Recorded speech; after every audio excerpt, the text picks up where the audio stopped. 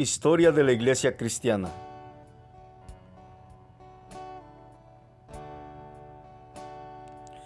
Capítulo 8.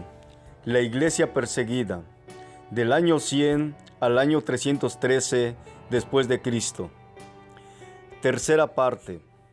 Desarrollo de sectas y herejías. Condición de la Iglesia.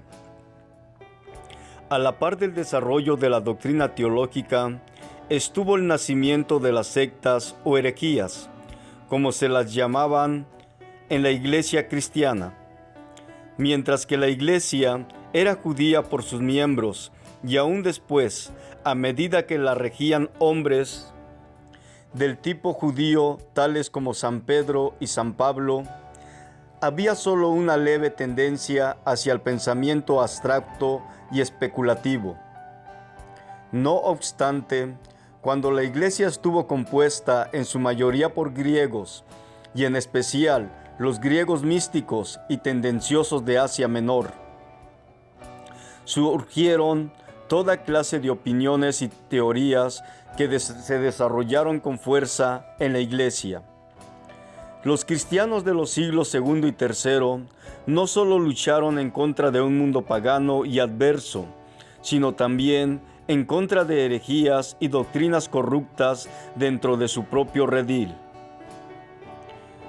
Consideremos ahora algunas de las sectas más importantes de ese periodo. Los gnósticos, del griego gnosis, sabiduría. No son fáciles de definir por ser tan variados en sus doctrinas en los diferentes periodos y localidades. Surgieron en el Asia Menor, ese foco de ideas fantásticas, y eran un injerto del cristianismo sobre el paganismo. Creían que del Dios Supremo emanaba un gran número de deidades inferiores, algunas benéficas, otras malignas. Por medio de estas, el mundo se creó con su mezcla de bien y mal. Consideraban que en Cristo, como una de estas emanaciones, moró por un tiempo la naturaleza divina. También interpretaban las Escrituras de una manera alegórica, haciendo que cada declaración significara lo que parecía más adecuado al intérprete. Florecieron a través de todo el siglo II y desaparecieron con él. Los ebionitas, de una palabra hebrea que significa pobre, eran cristianos judíos que insistían que las leyes y costumbres judaicas debían ser observadas. Rechazaban los escritos de San Pablo porque estos reconocían a los gentiles como cristianos. Los judíos los despreciaban como apóstatas y no gozaban de la simpatía de los cristianos gentiles, quienes, después de 70 después de Cristo, constituían mayoría en la Iglesia. De manera gradual, los ebionitas comenzaron a disminuir en el siglo II. A los maniqueos, de origen persa, se les llamó así debido a su fundador, Maní, a quien el gobierno persa mató en el año 276 después de Cristo. Enseñaban que el universo se compone de dos reinos, uno de luz y otro de tinieblas, y que cada uno lucha por el dominio en la naturaleza y en el hombre. Rechazaban a Jesús, pero creían en un Cristo celestial. Eran severos en el ascetismo y renunciaban al matrimonio. Los persiguieron tanto los emperadores paganos como los cristianos. Agustín, el más grande teólogo de la Iglesia, fue maniqueo antes de su conversión. Los montanistas, así llamados a su causa de su fundador, Montano, casi no pueden clasificarse entre las sectas herejes, aunque la Iglesia condenó sus enseñanzas. Eran puritanos que reclamaban volver a la sencillez de los cristianos primitivos. Creían en el sacerdocio de todos los verdaderos creyentes y no en las órdenes del ministerio. Observaban una disciplina estricta en la Iglesia. Consideraban los dones de profecía como el privilegio de los discípulos y tenían muchos profetas y profetizas entre sus miembros. Tertuliano, uno de los principales entre los padres primitivos, abrazó sus ideas y escribió en defensa de ellos. En los tiempos modernos, Juan Wesley aprobó a Montano y a la mayoría de sus enseñanzas. Asimismo, Harnack, un eminente erudito moderno, también las aprobó.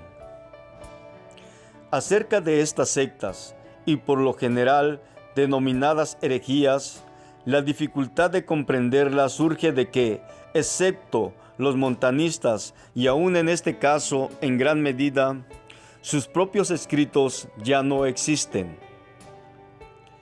Para formar nuestros conceptos acerca de ellos, dependemos de los que escribieron en su contra, que sin duda estaban prejuiciados.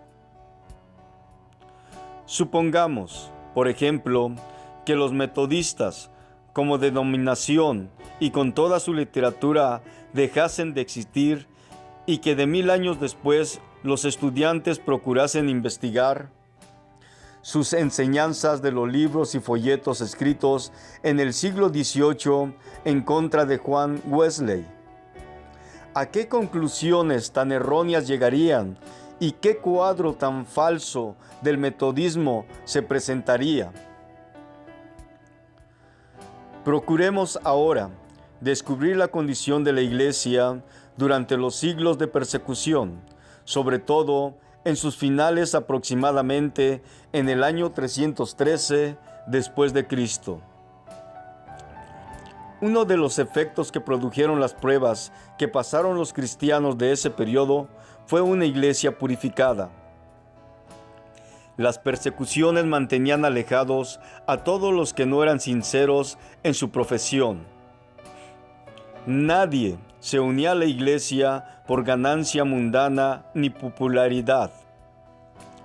Los débiles y de corazón apocado abandonaban la iglesia.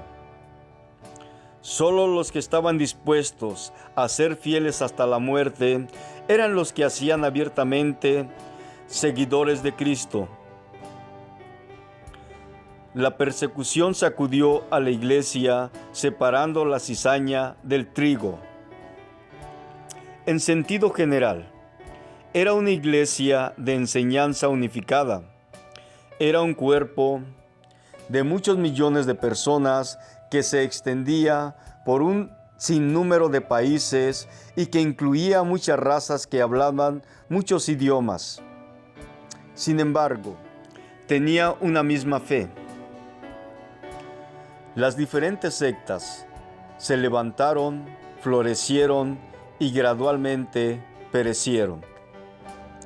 Las controversias destacaron la verdad y aún muchas de las herejías dejaron tras sí algunas verdades que enriquecieron el depósito de la iglesia. A pesar de las sectas y cismas, el cristianismo del imperio y de las tierras circunvecinas era uno de su doctrina, su sistema y su espíritu. Era una iglesia completamente organizada. Hemos visto cómo se desarrolló el sistema de organización de los elementos coordinados en la época apostólica. Ya en el siglo III, la iglesia estaba en todas partes dividida en diócesis, con obispos que con manos firmes llevaban las riendas del gobierno. La iglesia era un ejército disciplinado, unido bajo dirección capaz.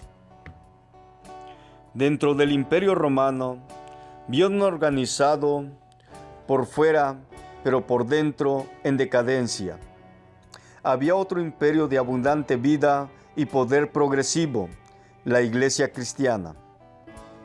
Era una iglesia creciente. A pesar de las persecuciones, tal vez hasta cierto punto por causa de estas, la iglesia crecía con una rapidez asombrosa. Al final del periodo de persecución, la iglesia era lo bastante numerosa como para componer la institución más poderosa del imperio.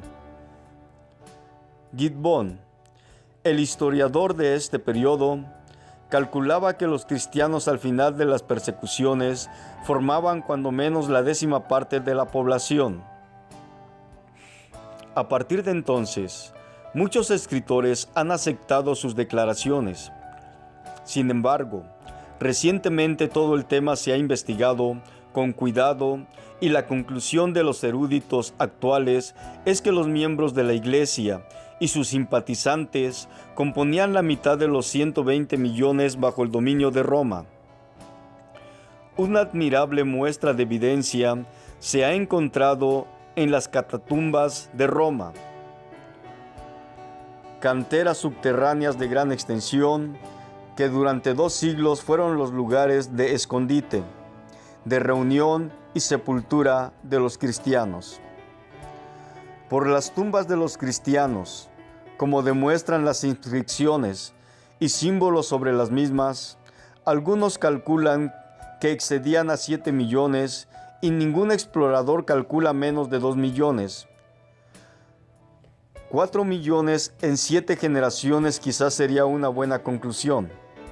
Agréguense a estos 4 millones otros muchos que no recibieron sepultura en las catacumbas, y luego considérese lo grande que debe haber sido el número de cristianos en todo el imperio romano.